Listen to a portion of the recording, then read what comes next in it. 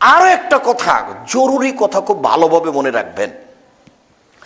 বুরাইদা রাদিয়াল্লাহু তাআলা আনহু বলেন, সামিয়া রাসূলুল্লাহ সাল্লাল্লাহু আলাইহি ওয়াসাল্লাম রাজুলান, আল্লাহর নবী একটা লোককে দোয়া করতে শুনলেন। লোকটা বলছে, আল্লাহুম্মা ইন্নী আসআলুকা বিআন্নাকা আনতাল্লাহ, আমি তোমার কাছে একটা জিনিস চাচ্ছি, এই জন্য চাচ্ছি যে তুমি আল্লাহ, বিআন্নাকা আনতাল্লাহ, লা ইলাহা ইল্লা আনতাল আহাদুস সামাদুল্লাযী লাম ইয়ালিদ ওয়া লাম ইউলাদ ওয়া লাম ইয়াকুল লাহু কুফুয়ান আহাদ। তুমি ছাড়া কোনো মাবুদ নেই, তুমি একক, নিরপেক্ষ, মুখাপেক্ষীহীন, তুমি কাউকে জন্ম দাওনি, তুমি কারো থেকে জন্ম নেওনি, তোমার সমকক্ষ কেউ নেই। এই দোয়াটা লোকটা বলল, আল্লাহ রাসূল তার দোয়াটা শুনে নিয়েছেন। এইভাবে দোয়া বললো, দোয়াটা বলছে, আল্লাহুম্মা ইন্নী আসআলুকা বিআন্নাকা আনতাল্লাহ, তোমাকে বলছি কেন জানো, তুমি আল্লাহ, এই জন্য।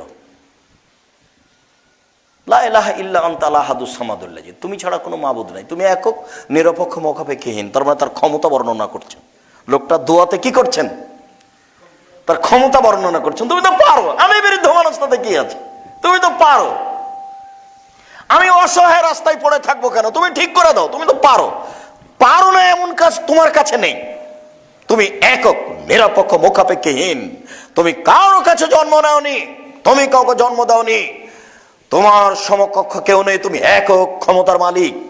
এই পর্যন্ত দোয়া করতেই রাসূল সাল্লাল্লাহু আলাইহি ওয়াসাল্লাম বলছেন যে দা বে ইসমিল আদম, ওহ, লোকটি ইসমে আজম দিয়ে দোয়া করেছে, লোকটি ইসমে আজম দিয়ে দোয়া করেছে, লোকটি ইসমে আজম দিয়ে দোয়া করেছে। আল্লাযী ইজাব দোয়া বিহি উস্তুজিবা, এইটা দিয়ে দোয়া করলে কবুল করা হয়। ও শৈলা বিহি উতিয়া ও শৈলা বিহি আতা, এইটা দিয়ে চাইলে দিয়ে দেওয়া হয়, এইটা দিয়ে বললে মেনে নেওয়া হয়, এইটা দিয়ে চাইলে দিয়ে দেওয়া হয়, এইটা দিয়ে বললে মেনে নেওয়া হয়, এইটা দিয়ে চাইলে দিয়ে দেওয়া হয়। এটা নাম হলো ইসমে আজম।